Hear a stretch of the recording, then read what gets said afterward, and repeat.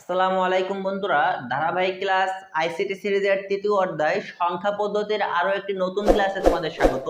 আগের ক্লাসে আমরা সংখ্যা পদ্ধতির কিছু বেসিক জিনিস নিয়ে আলোচনা করছিলাম, যেখানে আমরা বেসিক আলোচনা করতে গিয়ে একটা জিনিসের সঙ্গে পরিচিত হয়েছিলাম, যেটাকে বলা হয় সংখ্যা পদ্ধতির বেস। সংখ্যা পদ্ধতির এই বেস কিন্তু খুবই গুরুত্বপূর্ণ একটা জিনিস। এই বেস দিয়ে কিন্তু আমরা কোনো সংখ্যা পদ্ধতিকে চিনতে পারি। দেখো, বেজের সাহায্যে আমরা কিভাবে কোনো সংখ্যা পদ্ধতিকে চিনতে পারি সেই জিনিসটা একটু শিখে আসি।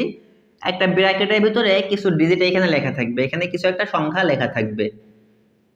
এখন সংখ্যা লেখা থাকলে তোমরা এইখানে দেখবা, এইখানে দেখো আমি যেখানে বেজ লিখতেছি এইখানে দেখবা কত দেওয়া আছে। এখানে যত দেওয়া থাকবে বুঝবা এটা তত সংখ্যা পদ্ধতি। অর্থাৎ আমি একটা সংখ্যা যদি লিখি 0 3 4, এটা লেখার পর আমি এখানে লিখলাম 8, তো এখানে দেখো বেজের জায়গায় এখানে 8 লেখা না, তার মানে বুঝতে হবে এই সংখ্যাটা হচ্ছে অক্টাল সংখ্যা পদ্ধতি। যদি এখানে এরকমের লিখতাম আমরা 1 এ এবং এখানে যদি আমি লিখতাম 16, তাহলে এটা আমার কোন সংখ্যা পদ্ধতি হইতো?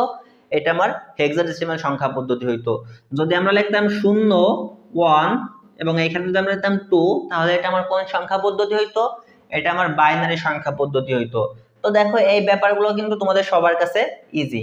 কিন্তু এখন আরেকটা জিনিস এখানে মজার জিনিস ঘটে, সেই মজার ব্যাপারটা একটু দেখো।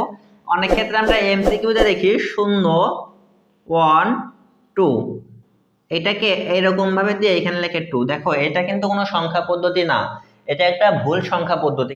আমরা জানি কোনো সংখ্যা পদ্ধতির বেস যত, সে 0 থেকে নিয়ে ততগুলো ডিজিট ব্যবহার করতে পারে। এটার বেস কত? 2, তাহলে ব্যবহার করতে পারবো দেখো 0 এবং 1।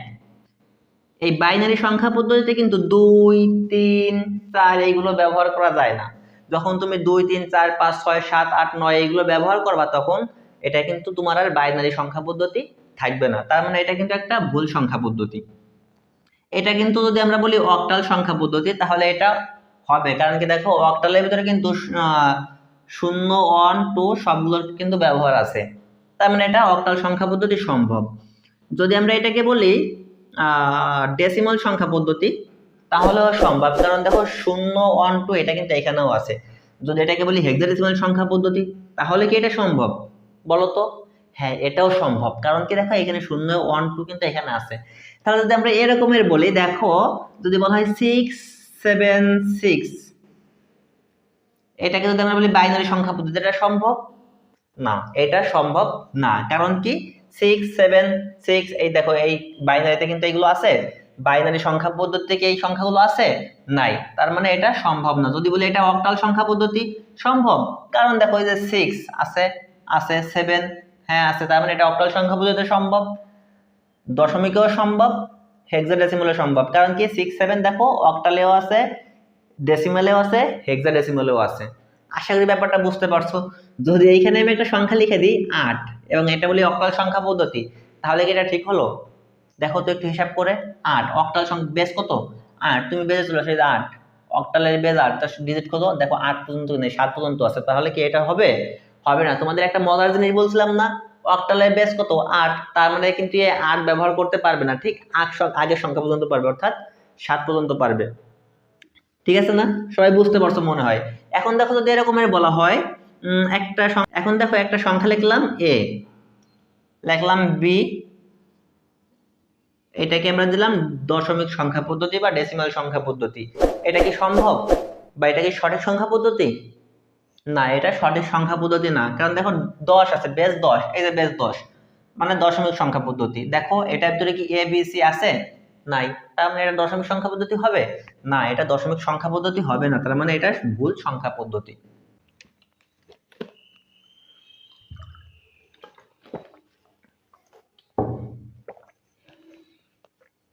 তাহলে দেখো জিনিসটা মজার না? জিনিসটা কিন্তু মজার। এখন আমি যদি তোমাকে বলি তুমি একটা সংখ্যা আবিষ্কার করো, একটা সংখ্যা আবিষ্কার করো। এখন দেখো বেস সম্পর্কে তো তোমার খুব ভালো ধারণা আছে, তার মানে তুমি কিন্তু একটা সংখ্যা এখন আবিষ্কার করতে বলে আবিষ্কার করতে পারবা। যদি তোমাকে বলি এই তুমি 5 ভিত্তিক একটা সংখ্যা পদ্ধতি আবিষ্কার করো, তো কয় ভিত্তিক? 5 ভিত্তিক একটা সংখ্যা পদ্ধতি আবিষ্কার করো। ভিত্তি মানে বেস, এই ভিত্তির ইংরেজি শব্দ হচ্ছে বেস। তার মানে আমি যদি তোমাকে বলি 5 ভিত্তিক একটা সংখ্যা পদ্ধতি আবিষ্কার করো, তাহলে তুমি বুঝতে পারতেছো বেস কত? 5 ভিত্তিক মানে বেস কত হবে? 5। ক্লিয়ার না? যদি বলা হয় 6 ভিত্তিক একটা সংখ্যা পদ্ধতি আবিষ্কার করো, তাহলে তুমি বলো ভিত্তি মানে কি বেস, তাহলে সংখ্যা পদ্ধতির বেস কত হবে 6, ঠিক আছে না? ঠিক আছে, এই জিনিসটা বুঝতে পারছো। তাহলে যদি বলা হয় 5 ভিত্তিক সংখ্যা পদ্ধতি আবিষ্কার করো, তাহলে কি দাঁড়াবে?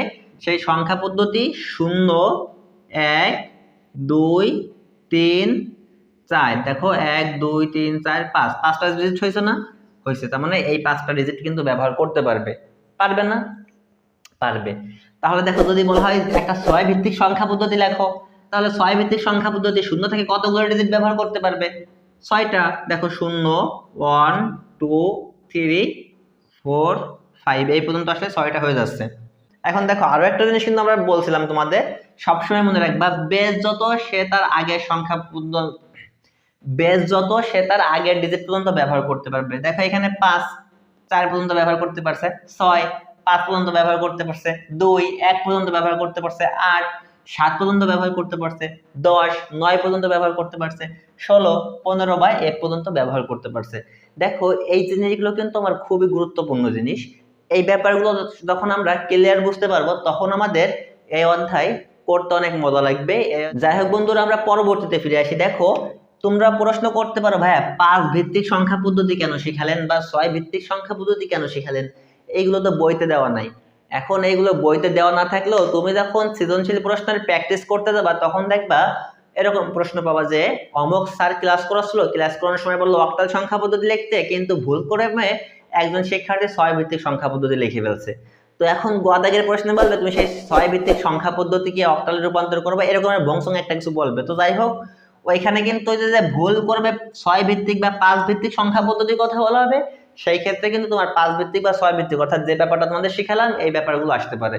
তো এখানে দেখো যদি তোমাদের বলা হয় 7 ভিত্তিক সংখ্যা পদ্ধতি, একই সিস্টেমে বের করবা, 9 ভিত্তিক সংখ্যা পদ্ধতি একই সিস্টেমে বের করবা, 3 ভিত্তিক সংখ্যা পদ্ধতি সব একই সিস্টেমে বের করবা, তাহলে তোমরা এমসিকিউ বলা হোক বা সৃজনশীল প্রশ্নে ওই টাইপের ম্যাথগুলো আসুক, যাই আসুক তোমরা কিন্তু এখান থেকে করতে পারবা।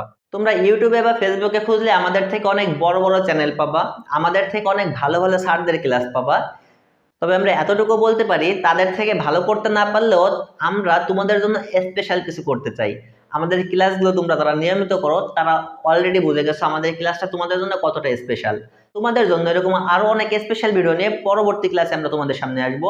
আজকের ভিডিও আমাদের এই পর্যন্তই। বাই বাই, টাটা, আসসালামু আলাইকুম।